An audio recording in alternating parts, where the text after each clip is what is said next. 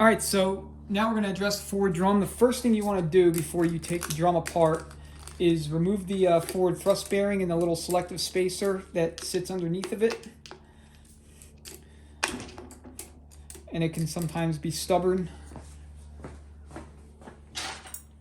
But you want to remove these so that you can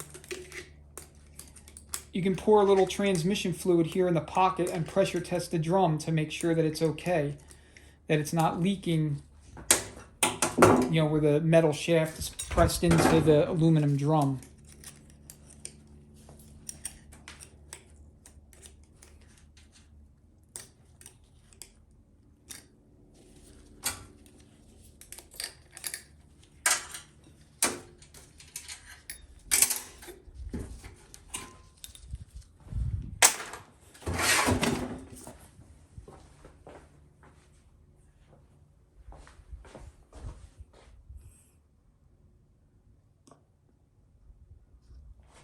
There's a little bit of fresh transmission fluid there in the pocket. And then what we're going to do is introduce some air, starting with the 2-3 feed hole. What I'm looking for is bubbles. So I'm going to get a little bit closer here so you can see what's going on. So what I'm looking for in here is bubbles. When I introduce air into the feed ports, this is the 2-3 feed port for the 3-4 clutch pack, and then here's the forward feed port. This is for the forward clutch, and then this is the feed that goes to your coast clutches or overrun clutches.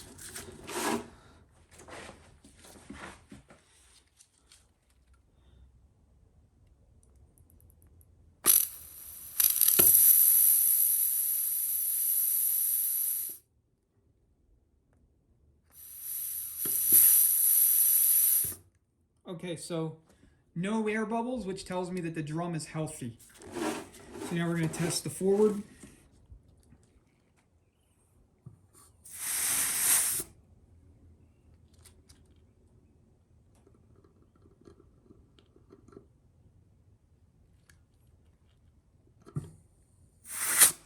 Okay, got full apply, no bubbles. So when you test the overruns, you want to plug the forward feed port and then put air in the overrun feed location and look for bubbles. Okay, this drum is good.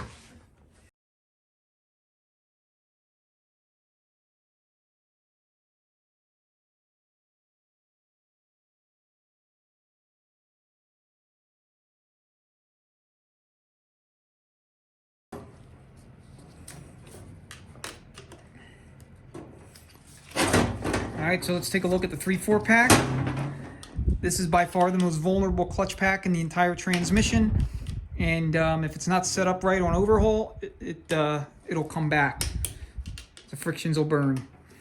700 R4s, if you don't get the TV cable or throttle valve cable adjusted correctly, again, same deal. Your clutches will burn.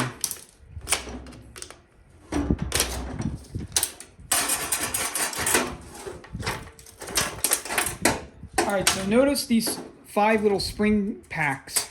These are what we call load release springs. GM installs them from the factory, and the reason that they install them primarily is to prevent what we call centrifugal apply.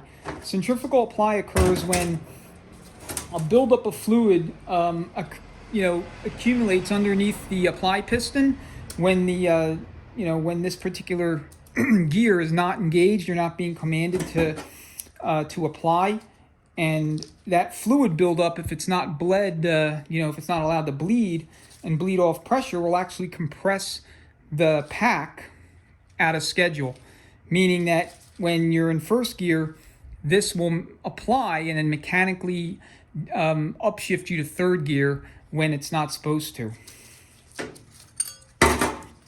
So, in all honesty, it's really a non-issue with these transmissions, assuming the vehicle is more or less in stock configuration, stock engine power and application, daily driver, that kind of thing. So I never put them back in. Now, if I'm doing high performance and I'm running the clearance in this pack real low, like 30 thousandths or less, then I will take one of these spring assemblies out like this.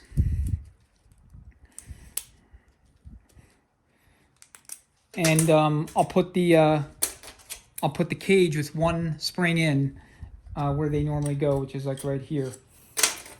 And then in addition to that, I'll put a different bleeder.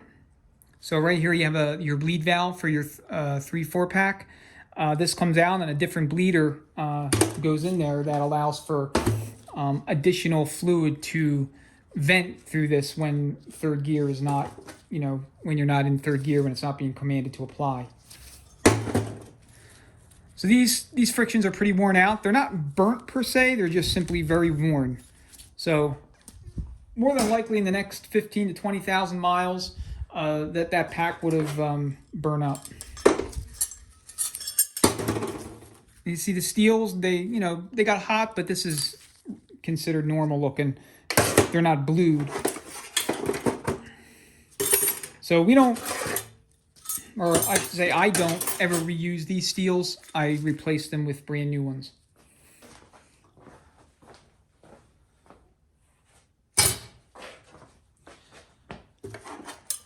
All right, so let's take a look at the pressure plate and the backing plate, or the apply plate. So this is the apply plate or the pressure plate, and this is your backing plate. Again, same deal. You want to make sure that there's no signs of heat damage on either surface. These look good to me, so there's no problem with reusing them. This is a daily driver and otherwise completely stock application, so we're not going to be reusing the load release springs.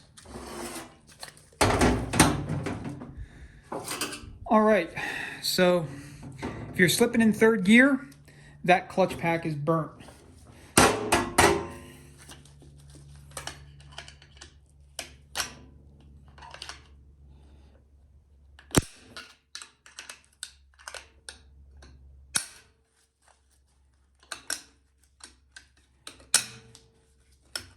All right, now we're going to look at the forward clutch pack and the overruns.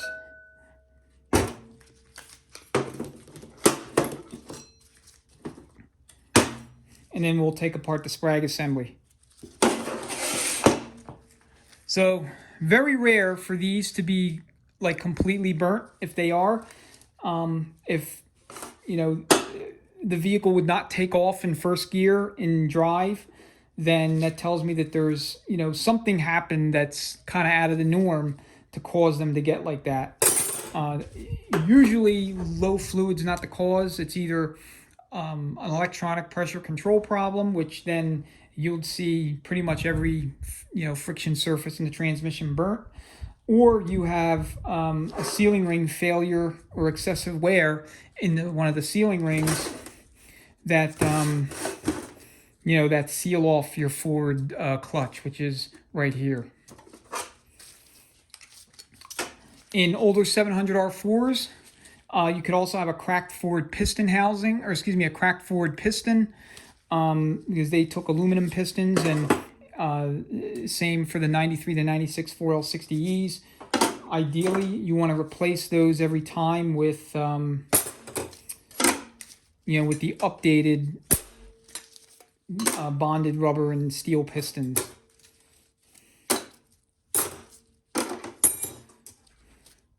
So this takes 5 frictions, 4 steels, and then you have a waved plate. So these again are worn out. A little bit of heat right in here. For a transmission with this many miles on it, that's normal. So same deal, check the pressure plate, make sure that it's not burnt, make sure it's not cracked.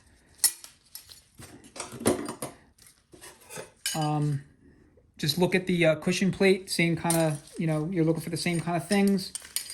Here is the Overrun pressure plate.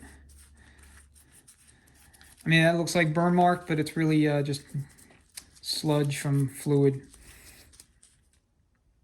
Otherwise, it looks in good shape.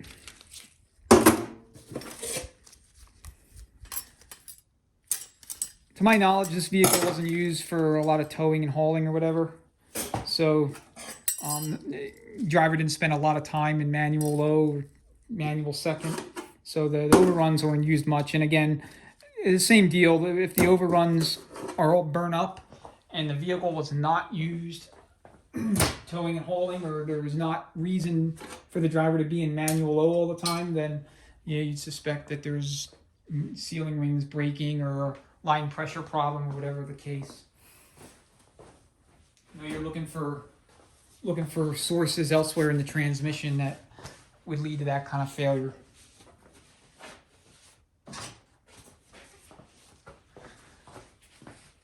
Okay.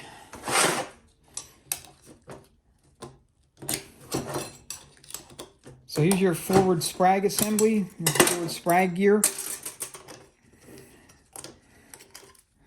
Here's your bearing.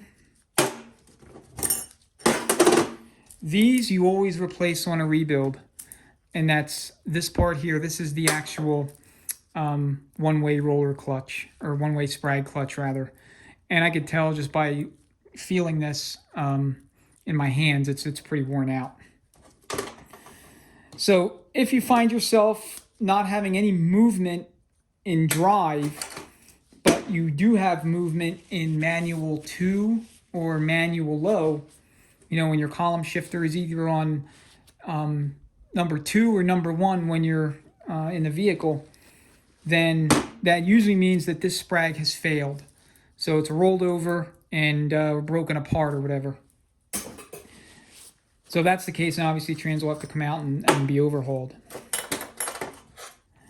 Otherwise, you want to check the inner and outer race surfaces. So here's the inner race. You want to make sure it's nice and smooth.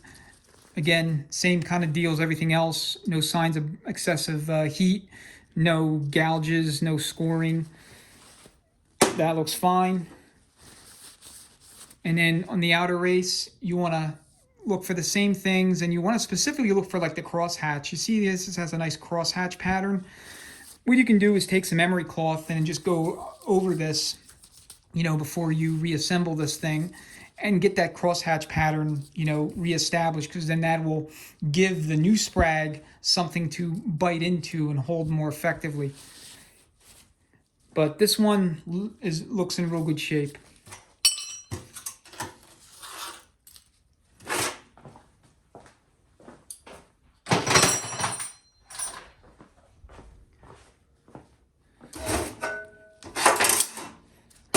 Alright, so we have our Viton seal, and then I need to go over to the press to remove this snap ring. I'll compress this return spring here, get the snap ring out of the way, and then we'll take apart the rest of the drum.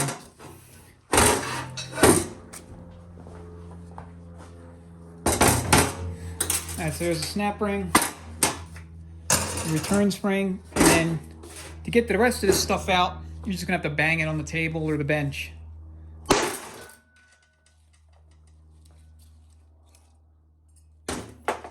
Alright, so here's your apply cage.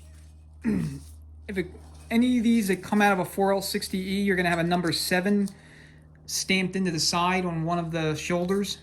So you see there's a number 7. You can retro this into a 700R4, and if you do that, you'll be able to install a 4L60E spec 3/4 clutch pack, which uses the thicker steels. The 700s use thinner steels.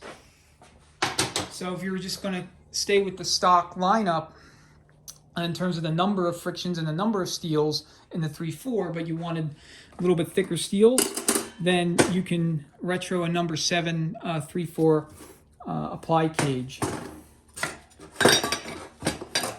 So another problem that sometimes I see when it comes to causing burnt forward frictions is a worn out forward piston housing. And sometimes you won't be able to diagnose this until you actually have the drum all reassembled.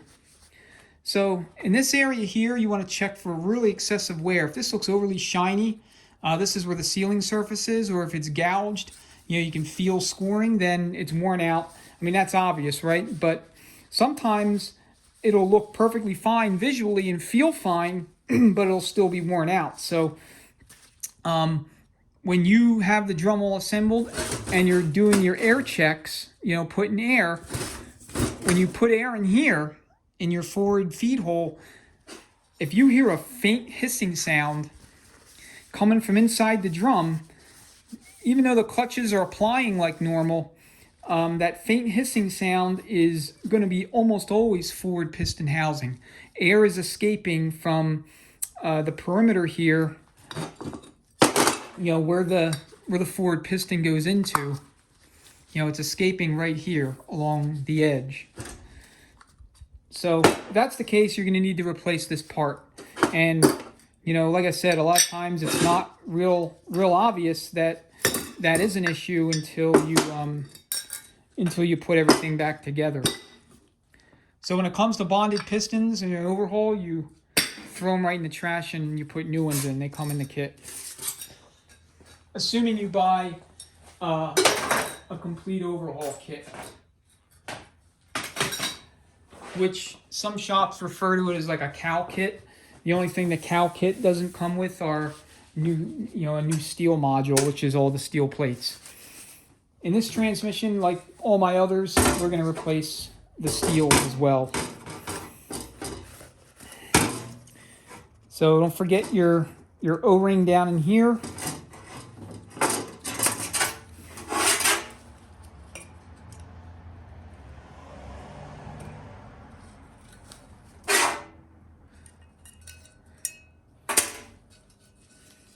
And don't forget to put the new one back in, because if you do, then you're going to be missing third gear. You're going to have third gear starts. You're going to be missing first gear. You'll be bypassing first and second gear completely.